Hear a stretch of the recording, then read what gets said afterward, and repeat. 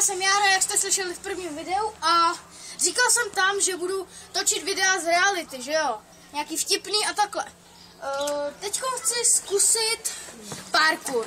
Sice nepovedený, ale zkusím ho. Zkoušel jsem to už před videem a nepovedlo se mi to, takže doufám, že se vám to bude líbit, jak se mi to nepovedlo, a doufám, že se u toho trošičku aspoň zasmějete, protože to dělám pro vás.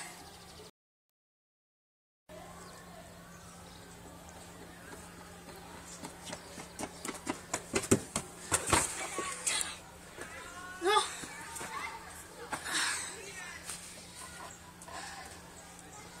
Líbilo?